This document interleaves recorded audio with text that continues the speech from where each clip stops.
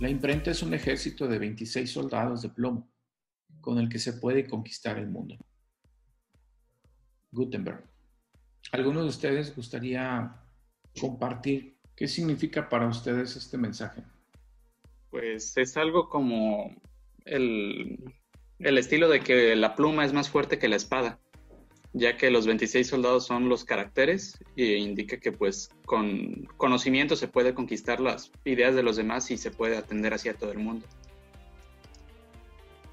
Muy bien. ¿Alguien más?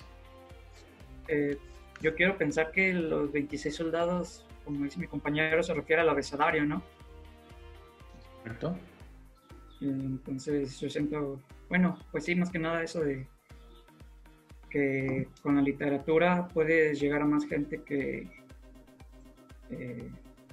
te pueda entender. O sea, transmitiendo un mensaje, pues. Muy bien. ¿Alguien más? Son 22 y solamente 2 comentan. Yo solamente tengo una duda. ¿Las teclas eran hechas con plomos? Las teclas no. Se llamaban tipos, Osvaldo. Y estos tipos son moldes que justo tienen la forma del alfabeto. Y son 26 porque estamos hablando del alfabeto. Así es de que a través de este alfabeto, pues logramos imprimir grandes volúmenes, textos importantes, que no solo comparten información como lo trabajamos nosotros desde el punto de vista de ingeniería, maestría, doctorado, sino que además pueden transmitir algunas ideas, tanto políticas como sociales, porque esto puede transformar nuestras ideas simplemente con la lectura. Y bueno, es parte importante del significado de la comunicación. Recuerden que la imprenta obviamente la desarrolla Gutenberg. El primer libro que se imprime es la Biblia, uno de los libros que se han impreso desde entonces, uno de los más difundidos. Y bueno, la intención de mostrar esta pequeña frase es para que veamos qué tan importante es el transmitir la información a través de los medios impresos en su momento. Y bueno, hoy en la actualidad hay otros medios que nos permiten también comunicar y de alguna manera pues trasladar la información a otras personas. Y a esta situación pues nos permite conquistar mentes, conquistar ideas. ¿Sí? Muy bien, continuamos. El protocolo RS-232, que básicamente se considera como un protocolo interfaz entre dos tipos de equipos. Un equipo al que le vamos a llamar equipo de comunicación y otro equipo al que le vamos a llamar terminal de comunicación o terminal de datos.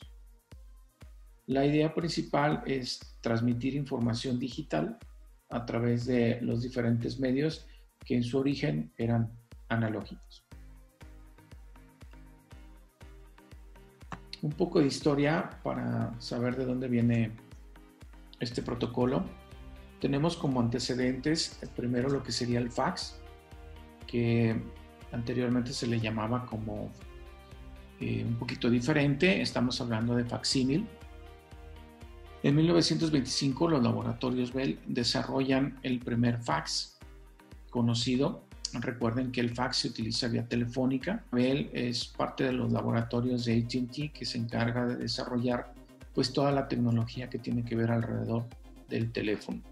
Y bueno, no se quedan atrás en la búsqueda de transmitir imágenes a través del teléfono. Y bueno, permite en su momento trasladar fotografías de la costa este a la costa oeste y viceversa en Estados Unidos, lo que permite pues tener noticias más frescas e imágenes también más frescas en los periódicos. Básicamente esa es una de las aplicaciones que se le dio al inicio al fax. Su origen viene del vocablo latín fac y simil, que significa hecho similar. Y básicamente esa es la idea, una copia del original que se puede transmitir a través de un medio y hoy en día de forma digital a través de los diferentes medios. Prácticamente el fax ya no lo usamos, tenemos otros medios para transmitir la información Junto con el desarrollo de estos productos también vienen otro tipo de conectividades que poco a poco empiezan a verse necesarias, como es la transmisión a larga distancia de información y datos digitales de las diferentes computadoras que poco a poco empezaban a surgir. Para 1940 se muestra ya una de las primeras comunicaciones tendientes a transmitir los primeros datos de una computadora de los laboratorios Bell hacia la ciudad de Nueva York. Para 1951 se logra lo que es el marcado a larga distancia. Aquí debemos entender que el marcado, como lo conocemos hoy, que simplemente marcamos 10 dígitos y prácticamente nos podemos comunicar a cualquier localidad dentro del país vía celular, bueno, en su momento, en los años 50, eso era imposible. Para poderse comunicar dentro de una población, había que pues darle vuelta ahí al teléfono para provocar un timbre en una terminal donde había una persona y tenía un rack lleno de conexiones. En estas conexiones, debido a la solicitud de la persona que estaba marcando en ese momento, le solicitaba hacia dónde quería conectarse o con la persona que quería hacerlo. De tal suerte que pues era enchufar y desenchufar cables para poderse comunicar con la persona al extremo opuesto. Con el paso del tiempo eso se automatizó y la persona solamente se dedicaba prácticamente a conectar ciudades o poblaciones. Poco después eso migró también a los países. Y bueno, esto es a lo que se le llama marcado de larga distancia. Finalmente, en 1951, se automatiza, de tal suerte que la persona que está llamando por teléfono puede comunicarse ya de manera directa, sin la intervención humana, para solicitar el conmutador con la otra persona. Para 1962 surge un satélite de comunicaciones, también diseñado por los laboratorios Bell. Este satélite se conoce como Telstar 1 y es el primer satélite orbital de comunicaciones. Tenía un peso de 77.5 kilogramos y tenía alrededor de 3.600 celdas para alimentar obviamente toda la circuitería del satélite. Recordarán que nuevamente los laboratorios Bell intervienen en la parte de comunicaciones y el uso de los satélites lo que buscaba era eliminar aquellas antenas gigantescas que se requerían para poder transmitir a largas distancias. Esto facilitaba la comunicación incluso entre países lejanos o entre continentes.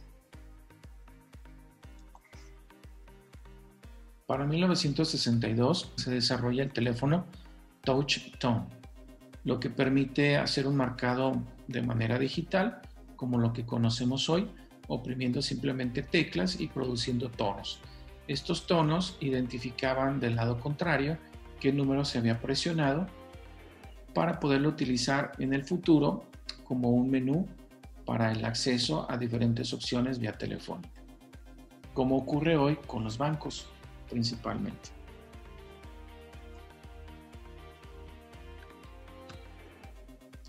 Para el inicio de los años 60, la necesidad de comunicar datos se vuelve cada vez más importante.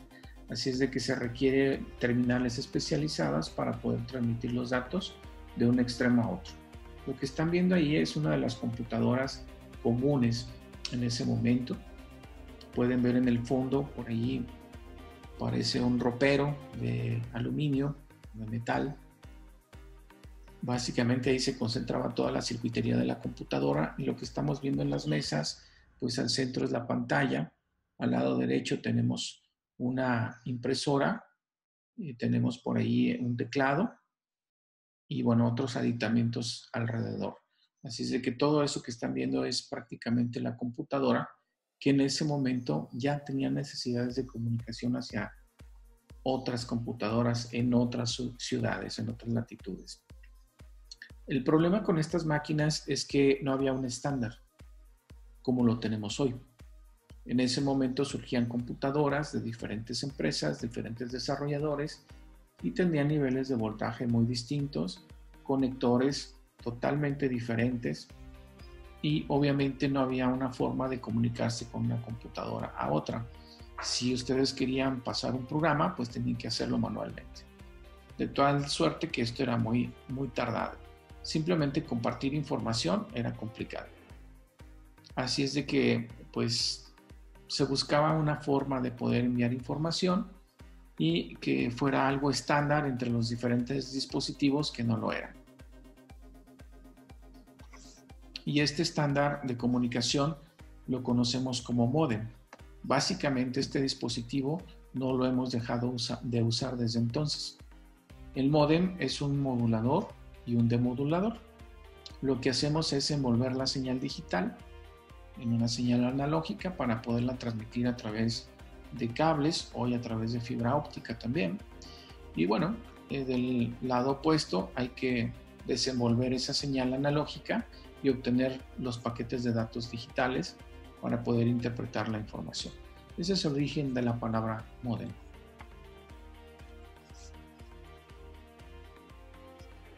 Este dispositivo surge a inicios de los años 60 y nuevamente es AT&T quien desarrolla este módem. Originalmente se le llamaba datáfono, cuya función principal obviamente era la transmisión de datos.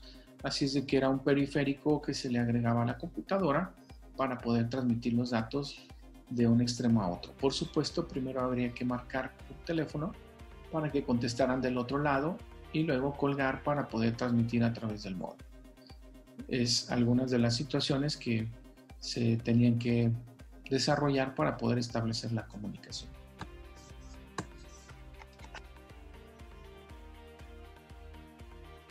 Un poquito más evolucionado en los módems hacia los años 70 y principios de los 80, pues los veíamos como carcasas, unas cajas grandes donde prácticamente tenían algunas terminales para conectarse con la computadora y poder conectar también la línea telefónica.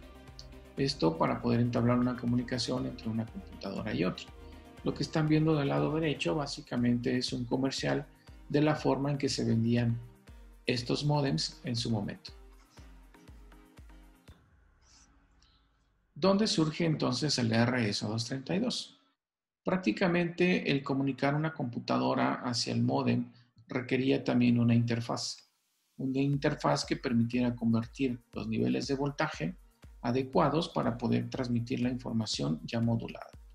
Así es de que el RS-232 viene a estandarizar prácticamente y a hacer más compatible la transmisión de la información. Nuevamente, los laboratorios Bell desarrollan un estándar, difunden hacia otras empresas, otras simplemente lo toman para poder desarrollar este tipo de equipos y se empiezan a desarrollar de manera muy común a finales de los años 60. Este protocolo fue tan exitoso en Estados Unidos que prácticamente se adoptó con las mismas características en Europa. Solo se le dio otro nombre. El nombre es CCITT y la versión es la B24 y la B28. Sin embargo, son las mismas características en el protocolo. Tengamos en cuenta que han pasado 10 años, una década completa, y sin embargo el protocolo RS-232 sigue siendo uno de los más usados y más difundidos. Ahora empieza a adoptarse por otro tipo de dispositivos, como son impresoras, cintas de backup, es decir, cintas de respaldo, terminales, impresoras, mouse, todo lo que pudiera salir para una computadora y fuera factible de conectarse, se haría a través del protocolo RS-232. En 1980 empiezan a surgir otros dispositivos con características especiales y empiezan a utilizarse cada vez más teclados, ratones, instrumentos de control, instrumentos de medición y bueno, también a ellos llega el RS-232 en su momento. Sin embargo, cercanos a la década de los 90, principalmente en la parte final de la década de los 90 e inicio del año 2000, empiezan a surgir otros protocolos, tratando de mejorar la tasa de transmisión de datos. Y entre ellos se encuentra el USB, el Bluetooth, entre otros más. Así es de que el RS-232 pues tiende a desaparecer en su momento. Al menos es lo que se decía. El estándar RS-232 básicamente está formado por 4 características principales, entre ellas las características eléctricas, que incluyen parámetros como tienen que ver los niveles de voltaje, cuáles son los niveles que se utilizarán para manejar un 1 o un 0 a través del protocolo, y en su momento cuáles son las características de impedancia que tienen los cables, o la capacitancia, que también de alguna forma impacta en la velocidad de transmisión de los datos. En cuestión de las características mecánicas, hablamos de lo que son conectores, principalmente, qué formas o qué tipos tendrán, cuántas terminales, etc. En cuestión de las terminales funcionales, tenemos que definir qué ocurre con cada una de ellas en cuestión de operatividad dentro del protocolo, qué función tendrán, para qué serán utilizadas y cómo coadyuvan con otras para establecer la comunicación. En cuanto a modos de conexión, pues el protocolo soporta diferentes modalidades. Así es de que este describe cuáles son las modalidades, qué terminales se utilizarán y bajo qué condiciones se podrán realizar las comunicaciones. En cuestión de las características eléctricas, encontraremos que para la cuestión de transmisión y recepción de datos se utilizan voltajes de entre 0 y 15 volts de manera estándar, en el caso del emisor. Es decir, manejamos un rango de 5 a 15 volts para el 0, positivos. En el caso del 1, trabajaríamos de menos 5 a menos 15 volts. En el caso del receptor, este está preparado para recibir voltajes inferiores a los 5 volts, mínimo 3, y hasta máximo 25 volts. Recordemos nuevamente que este protocolo fue hecho para comunicarse vía telefónica. Y si recordamos, la mayoría de las líneas de teléfono en ese tiempo iban por aire a través de los diferentes postes, y en su mayoría eran líneas de alambre de cobre. Así es de que eran susceptibles de interferencia o inducción electromagnética. Y bueno, en estos casos es importante considerarlo porque los voltajes pueden aumentar, pero también pueden disminuir. Así es de que el receptor debe ser capaz de tolerar tanto bajas como altas de voltaje en cuestión de comunicación. Las señales de control que se utilizaban en su momento, una señal conocida como off y una señal conocida como on. En el caso de la señal off, hablamos de los voltajes negativos, de menos 5 a menos 15 volts, y en el caso del on, de 5 a 15 volts positivos. Debemos de tener en cuenta que este protocolo se diseñó para trabajar a una distancia de 3 pies, que aproximadamente es 1 metro de distancia, con los cables de la época, por lo cual la capacitancia pues era mucho mayor que la que tenemos ahora. Así es de que hoy, en la actualidad, con la tecnología de los cables, podemos hacer transmisiones hasta 100 metros sin perder señal. En resumen, en cuanto a características eléctricas y niveles de voltaje, encontraremos que tenemos un área no definida para los estados lógicos, de manera similar como ocurre en los TTLs. Quiere decir que un voltaje de menos 3 volts a más 3 volts no es identificado como un estado lógico. Así es de que hay que tratar de que eso no ocurra. Y si ocurre, seguramente tenemos algún problema en alguna de las interfaces. En cuanto a las características mecánicas, nos referiremos a los conectores, que se conocen como tipo D, por la forma que tienen. Y en este caso, los conectores que vamos a encontrar son 5. El A, B, C, D y E. Cada uno de ellos con terminales diferentes. Encontramos DA con una cantidad de 15 terminales, DB con 25, DC con 37, DD con 50 y DE con 9, que finalmente es uno de los protocolos más usados en cuestión del protocolo RS-232. Como parte de las características mecánicas encontraremos diferentes formatos de conectores. tanto aquellos que se pueden conectar a través de arneses, como los que se pueden montar en PCBs, como los que están viendo en la imagen. Obviamente encontraremos conectores tipo hembra y conectores tipo macho. Explicaremos algunas de las señales que se manejan en el DB25. Obviamente estamos hablando de 25 terminales, de las cuales pues las más importantes son las terminales de transmisión de datos, que está en la terminal 2, y la de recepción de datos, que está en la terminal 3. El resto de las señales que acompañan el protocolo básicamente se encargan de algo que se llama handshake, que viene siendo el control de la comunicación. Esto permite avisarle a la terminal receptora si se le va a enviar información, y la terminal receptora avisará si está en condiciones de recibirla. En caso de que no, pues viene un tiempo de espera y constantemente hay un vaivén en las señales de control hasta que el receptor finalmente puede tomar la información, y ya una vez que la tomó también avisa que ya la tiene.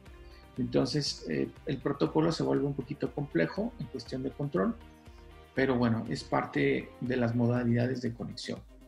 Por supuesto, aquí estamos viendo una parte de la tabla, aquí tenemos la otra parte, de la terminal 14 a la terminal 25.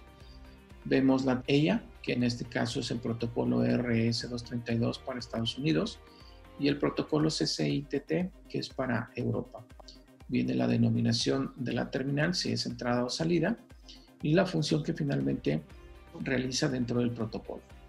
A continuación tenemos una tabla donde se muestra el conector DE9 con toda la señaléctica necesaria para cada una de las terminales. Y en este caso nuevamente encontramos la terminal 2 y 3 para recepción y transmisión de datos respectivamente. Obviamente también hay señales de control, pero son más reducidas, las mínimas necesarias para establecer una comunicación segura.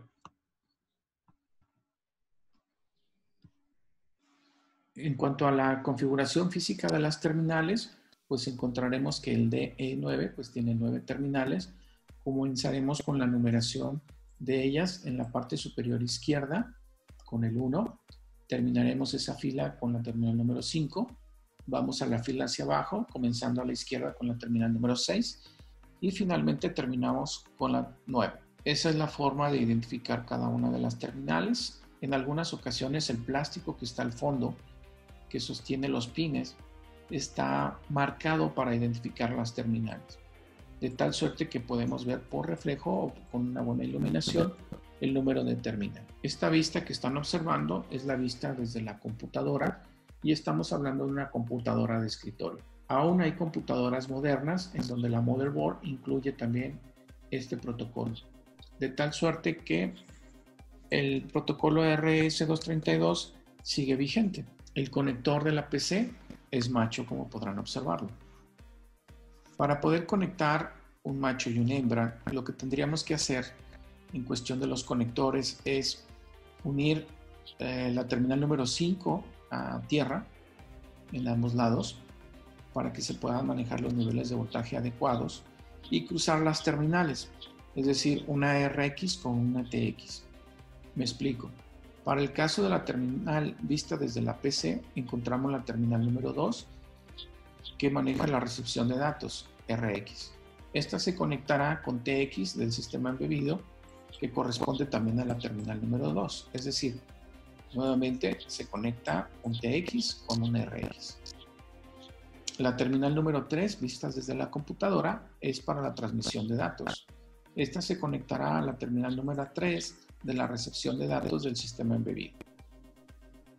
A eso nos referimos con cruzado. Y vale la pena explicarlo porque hay algunos protocolos donde las conexiones serían, por ejemplo, RX con RX y TX con TX.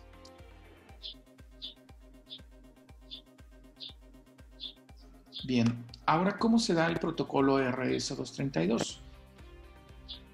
Entenderemos que este protocolo básicamente es comunicación asíncrona. Significa que no hay una señal de reloj para sincronizar la entrada o la salida de pulsos. En este ejemplo visualizaremos cómo transmitimos el carácter B, que en código ASCII representa un 66 decimal o un 42 hexadecimal. En formato binario encontramos que es un 01 seguido de 4 ceros y 1 0 al final. Para poder determinar la comunicación hay que establecer una velocidad de transmisión. A esta se le llama baud rate. ¿Qué significa? ¿Cuántos bits por segundo transmitiremos? Existen velocidades estándar. Estas velocidades que normalmente encontramos son de 4.800 bits por segundo o 9.600 bits por segundo. También está la de 19.200 bits por segundo. Son las más comunes, pero no significa que no haya otras. Todo depende del hardware que ustedes tengan y de los controladores para poder establecer una comunicación con menor o mayor velocidad. El protocolo de comunicación, una vez que definimos cuál es la velocidad estándar que se utilizará, tendríamos que saber cuánto tardaría entonces un bit si voy a transmitir, por ejemplo, 9.600 bits por segundo. Lo que tengo que hacer es sacar el inverso de esta operación para saber cuánto durará cada uno de los bits. Y encontramos que cada bit dura 104 microsegundos, de tal manera que todos los bits en la comunicación tendrán la misma duración. Para el caso del protocolo, estableceremos que el protocolo inicia con un estado en nivel alto, que es el estado de reposo de la comunicación, y prácticamente la comunicación se inicia con un flanco de bajada. Este flanco de bajada tendrá que manejar obviamente un 0 a continuación y un tiempo de espera de 104 microsegundos para dar lugar a lo que sería el start bit o bit de inicio. Una vez que se valida este bit, ya podemos enviar la información del dato que deseamos transmitir, iniciando con el bit menos significativo y terminando con el bit 7, completando la transmisión del dato.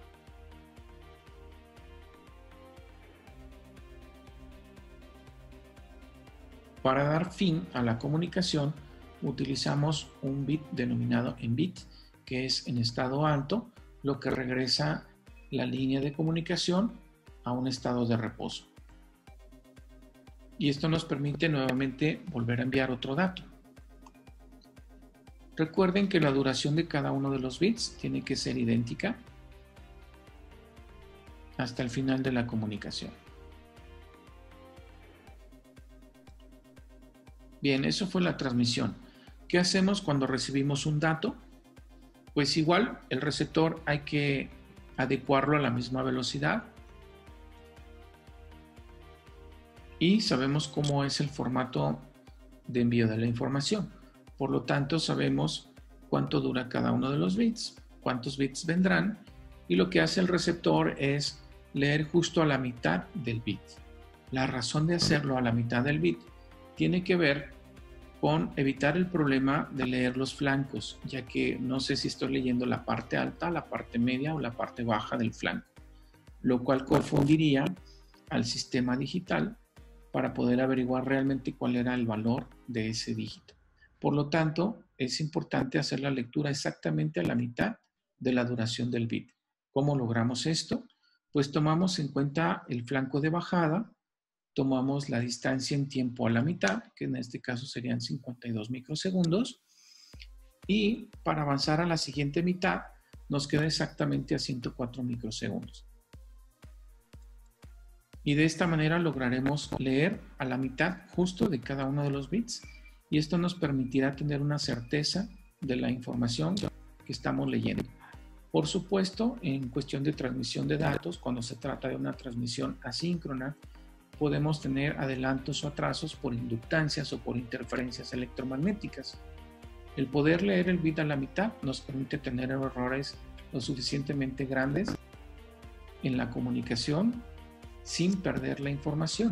Eso es algo interesante, ya que ese punto medio que estamos tomando aquí podría incluso desplazarse 25% hacia la izquierda, 25% a la derecha, y aún estaría leyendo el dato correcto.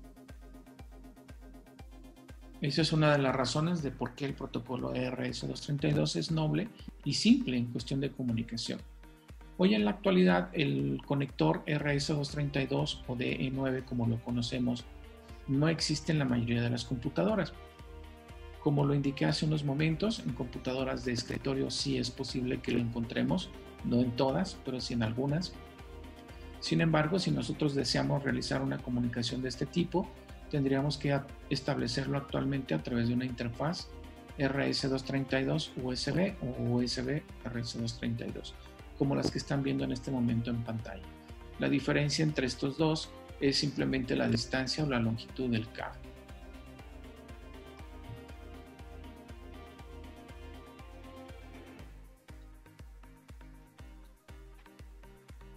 Y bueno, finalmente esto sería todo de mi parte en cuestión de la presentación.